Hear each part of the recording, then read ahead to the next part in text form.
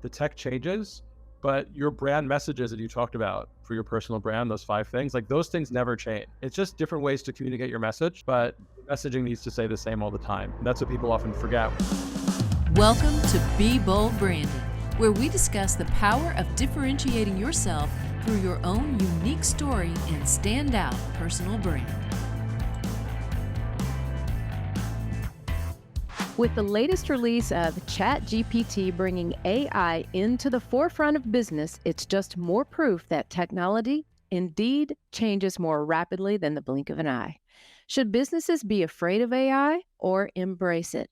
Well, today's guest is Aaron Shapiro, a visionary entrepreneur and the face behind his new business, Product, which helps future-proof businesses and set them up to thrive in the midst of ever-changing technology. Welcome to Be Bold Branding, Aaron. Thanks for having me. It's great to be here. Yep, we'd like to jump right into it with our guests. So thank you so much for being here. Tell us a little bit about you, like what brought you to the point that you're doing what you're doing today? Well, I've been involved in technology internet since the early days. I actually remember when I was a kid, really young, looking at the first version of a browser. And I remember my friend was like, how do you get to all those websites? I said, oh, there's this thing called Yahoo that's run in Stanford that is like a directory that some grad students use to find the 100 or so websites. And I thought this was the stupidest thing in the world and wanted nothing to do with it. So I completely missed the boat. That was my chance to be like Zuckerberg or something. But then as the internet matured, I realized how transformative it was. And my whole career has been in the internet space. I started a few different companies. The first was called Silverpop, which was marketing automation software, which is basically we helped big companies send emails for newsletters and invoice and stuff like that. And that we sold to IBM. And then I started another company called Huge, which did large-scale business transformation, basically helping companies figure out how to use the internet successfully. And that grew all through the iPhone, through all of the different phases of social and everything else over the last decade or so. And then after selling that company, I started a new business called Product. In addition to some other things along the way that I won't bore you all with. Well, do tell us, though, what unique opportunities did you see in the market that led you to Product? And just tell us a little bit more about what Product is and does. Yeah, so Product is a digital consultancy that really helps companies, as you mentioned in the upfront, really think about how to future-proof their businesses for success and how to use technology for marketing for this world that we're in. And I started the company because I saw that we really at an inflection point in business, a lot of which are things like AI. The world has changed a lot over the last few years, right? I mean, think about how much podcasts have exploded, Zooms because of the pandemic, all these things that have changed. And what's actually really interesting is that people use the internet now less than they did a year ago. Internet usage for the first time in 30 years has declined year over year because people are out and about and not in front of their screens all the time. So we see the internet totally mature, but right when it's totally mature, just like you said for technology, things change all over again with the explosion and growth of AI. And it's a whole new world for companies. And that's a lot of what Products Work is about helping companies think through these issues that they have now that there's all these new technologies and focuses that companies have to be worried about.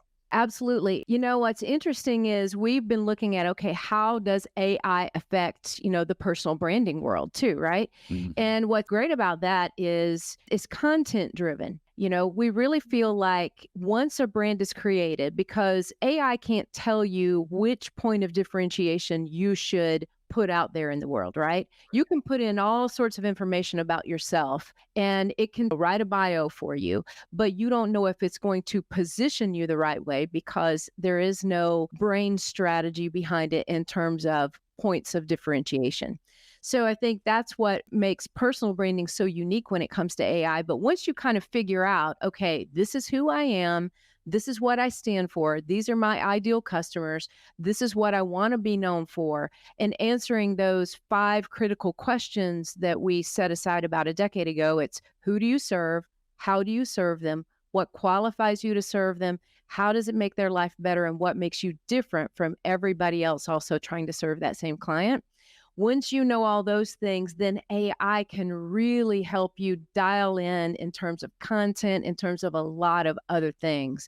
What are your thoughts with regard to AI and personal branding? I'd love to hear your opinion.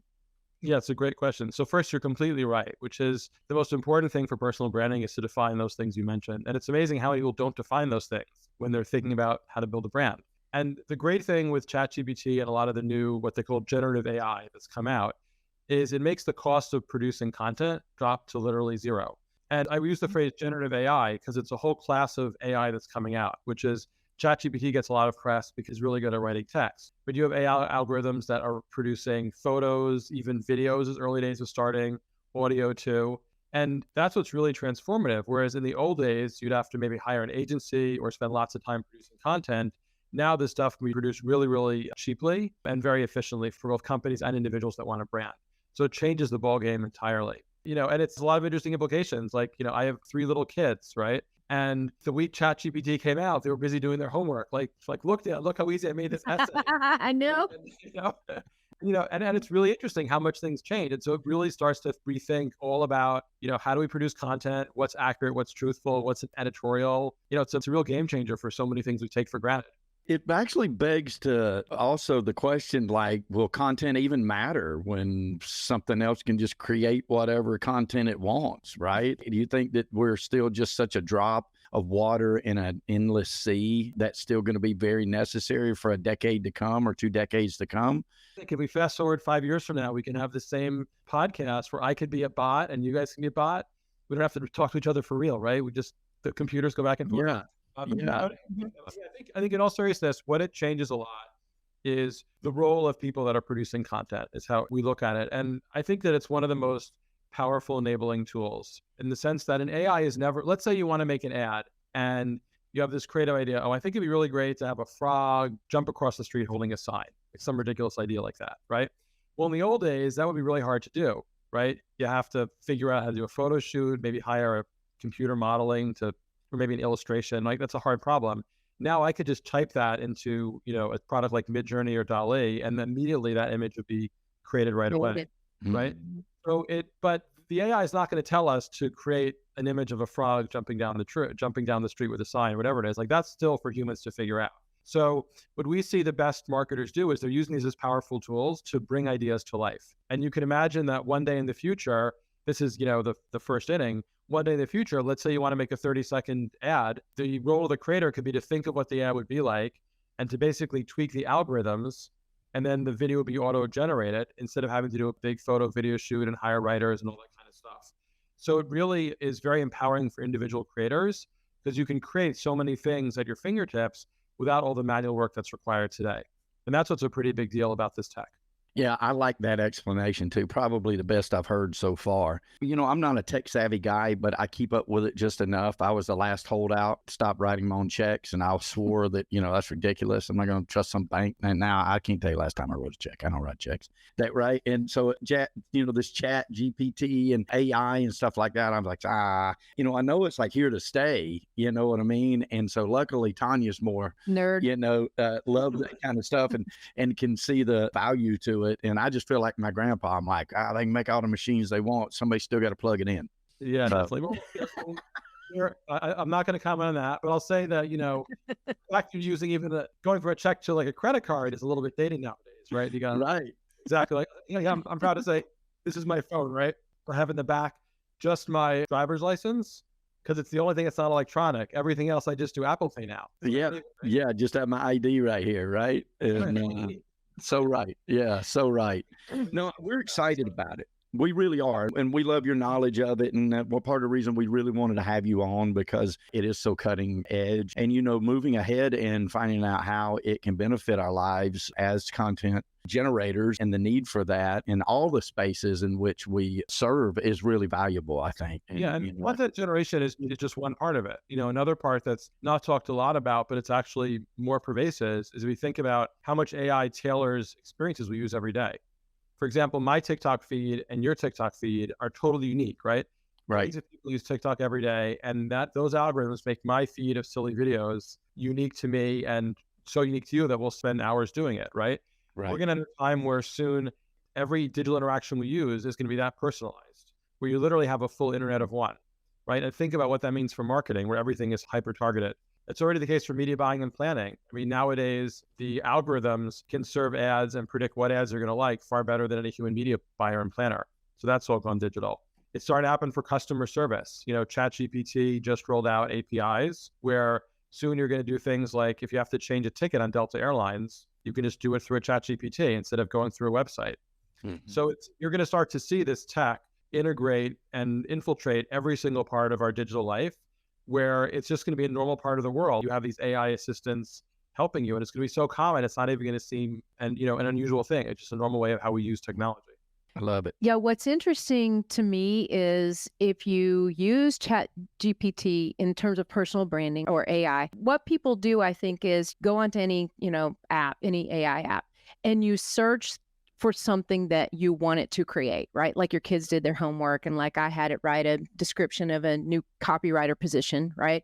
And all of those kind of things. But we have to think about how we want to feed AI on the personal branding end of things, because AI is not going to just pull this stuff out of thin air. It actually pulls from the internet. Now, I know people say it's not hooked to the internet right now, et cetera, et cetera.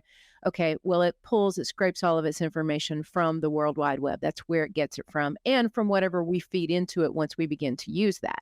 So that's what's fascinating to me. It's like, okay, now I see how it works for me.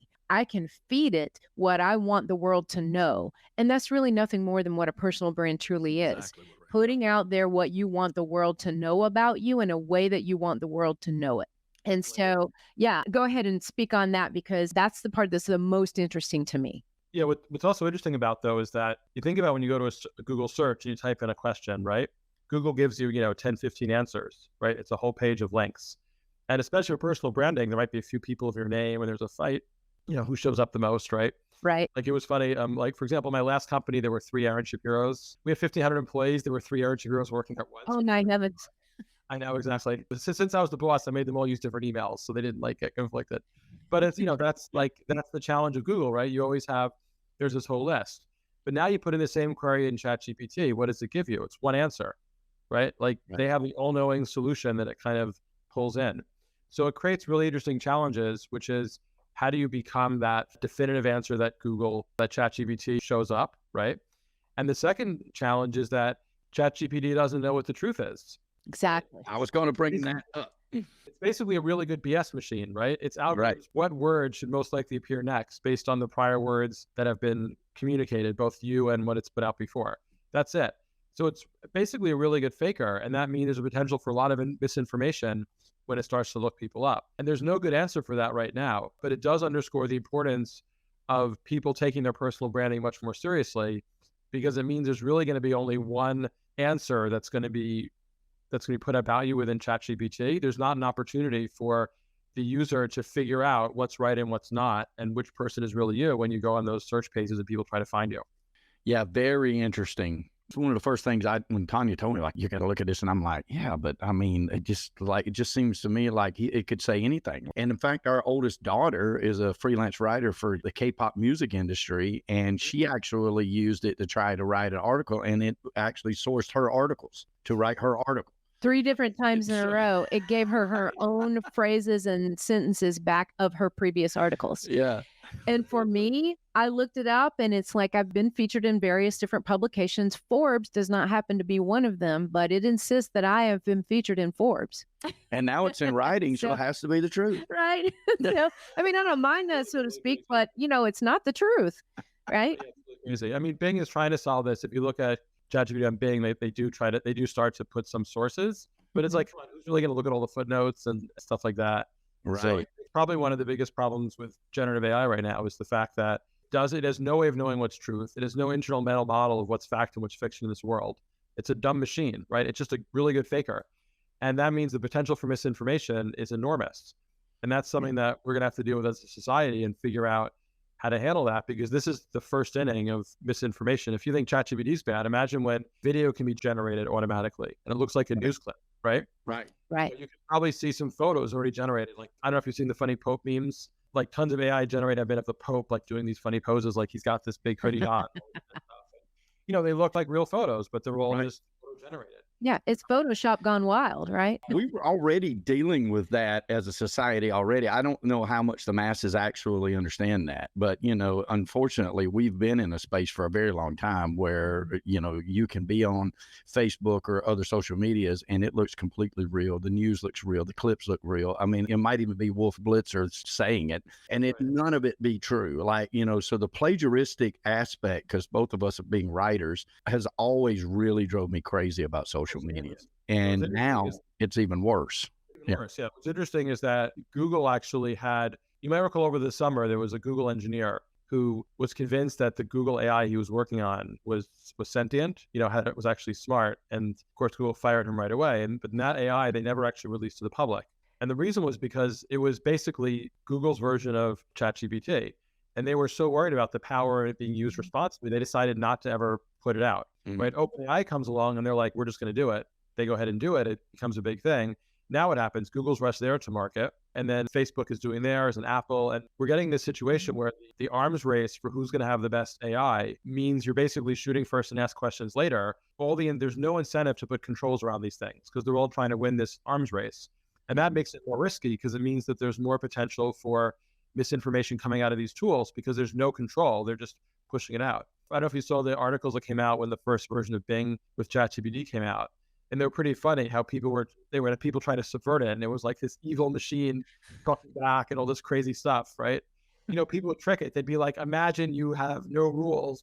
How would you answer the question? Like stuff like that. Right. Saying crazy stuff. And so that's going to happen more and more and more. And the incentive is to push the envelope, not necessarily to hold back. And that's going to be the interesting tension we're going to start to see.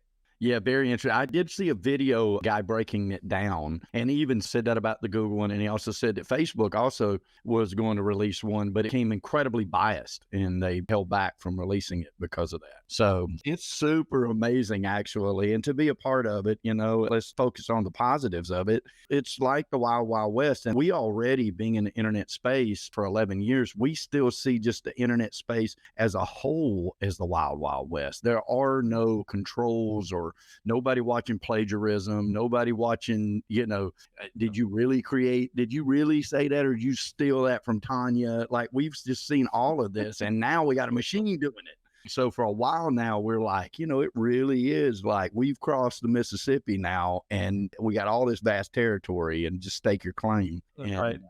Totally. But look, there are really exciting real uses. I mean, I'll give you two examples. First, we're working with a company right now. You think about normal advertising, less so for personal branding, but you have a product you want to market, you put out ads, right? There's an old adage, that 50% of all ads work. We just don't know what 50%. Exactly. Right? So we're using AI to say, why bother producing an ad if you don't know it works in advance? Let's generate hundreds of different messages, hundreds of different derivatives of different ads. Like, is it the frog holding the sign up, or is it holding it down? Is it tilting this way, that way? Like all the derivatives. And then you can inexpensively run it on social media and see which ads convert better with a really small test budget. And then beforehand, after the fact, like right away, what combination of messaging and creative works. And then you can go and shoot an ad. So it eliminates a lot of the guesswork out of advertising because you could test so cheaply. There's another company we work with that has a large customer service issue. And the old school is people are waiting on hold all the time, which everyone hates, using those terrible chatbots, the old generation ones that never work. Like Delta's like, I want to chat you, and you want to throw you through the window. Exactly. But the thing that we're doing is you can pretty easily train ChatGPT like smart chatbots with a whole knowledge library of FAQs for this company. So now the thousands of pages of help information that they have is absorbed by one of these ChatGPT bots. And now you can imagine on that company's app, instead of having a general ChatGPT, it's just like ChatGPT, but it's trained only on everything about this company. Right. And now you have this much, much better, probably still not as good as a human, to be candid with you, but much, much better than before about how to really solve customer service problems.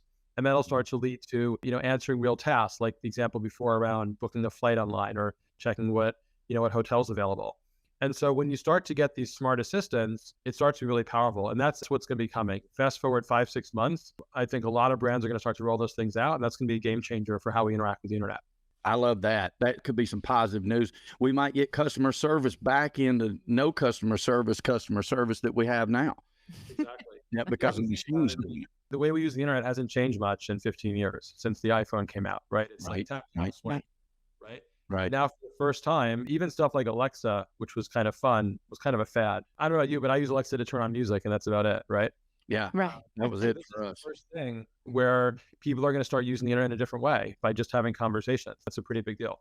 That's a big deal, even down to grocery lists and things like that. And I know a lot of our listeners, they use those Alexas and stuff like that for a lot more robust than we do. But yeah, there's so much coming. I have a specific question now. So product Inc. is your new company. Do you deal in with clientele that actually has a product, or is it mostly just intellectual products that you're dealing with? We basically work with companies of different sizes, whether it's firms like Chubb or Google, or smaller companies like different startups and things, to help them figure out what their digital marketing and their strategy should be, but really oriented towards this new world that we're in, where it's focused on, AI and a lot of the changes of consumer behavior that's happened over the last few years. Will you deal with companies that actually have a tennis shoe to sell or a bottle to sell, or also companies that have intellectual properties? One of our companies is intellectual property, the branding space, and personal branding. But then we have other retail businesses and real estate business and things like that. Yeah, the whole focus is companies that have something to sell. It's an agency, right?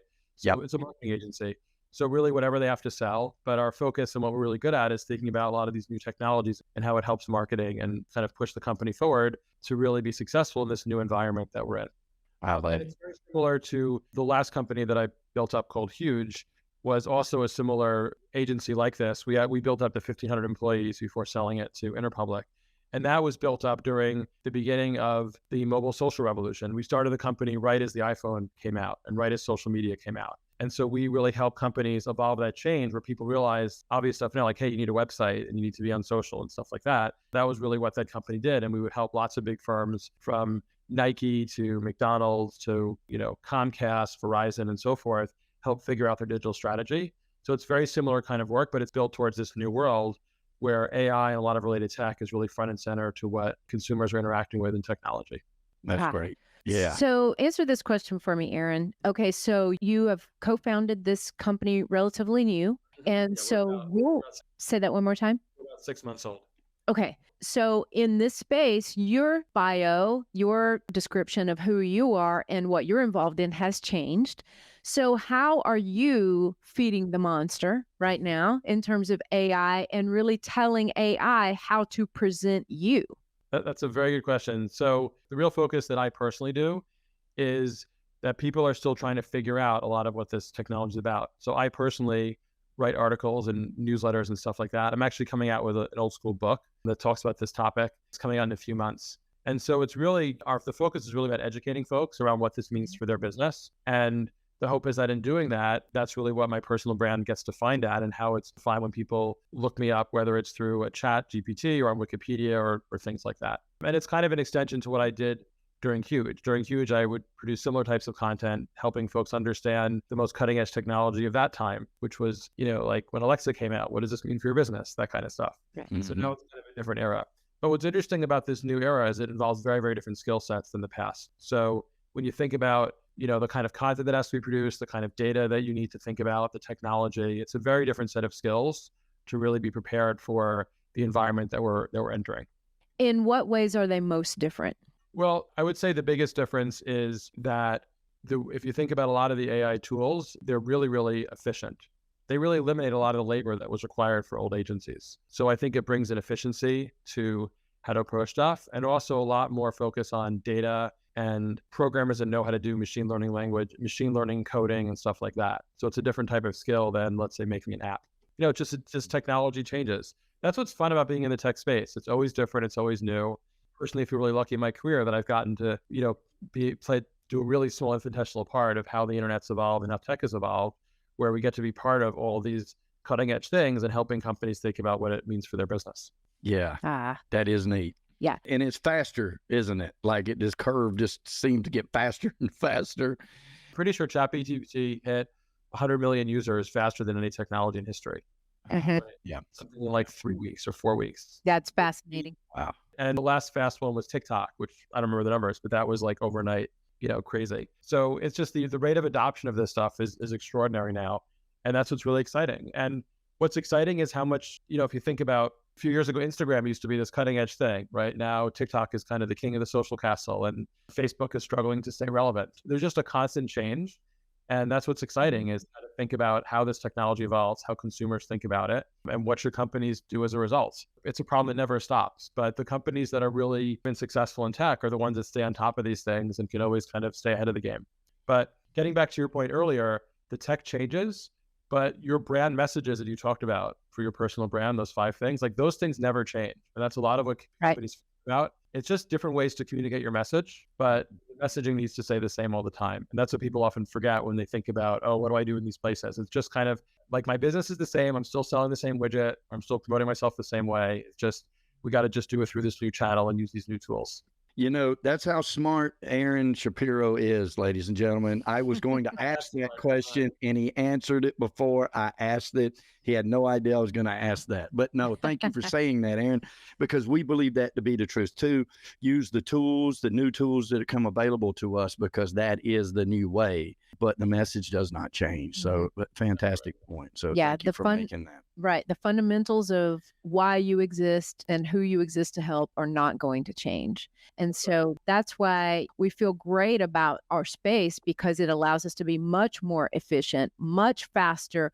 Once the brand is dialed in, then we can say to the client, we can get you here, build the entire foundation for everything you're going to feed the monster with, right? And then the monster will just create for you all of the content that aligns with your brand. And there, you can't just sit on your duff and have it happen, right? You have to do what you're doing, write the articles, contribute the authority that positions you as the authority. So those are the things you have to do your part in order to remain relevant, but it's nothing more than you were going to do anyway, right? And in most in cases. some ways, the same tool that you use to train is the same tool that'll write its own training. It's really fascinating in a million ways. And I just think about what my grandparents would have thought of it, because they barely understood any kind of Google. My grandmother thought somebody was on the other end of Google. She just was convinced of it. Yeah. She thought when she typed in a search term, that there was literally somebody on the other somewhere answering her question. And one day Michael said he came into the room and she was typing in, stop doing whatever. And he said, Grandma, what are you doing? She said, I'm trying to tell them to stop sending this particular thing. And she was insistent. There's really a person in my TV screen, like dancing in there, right?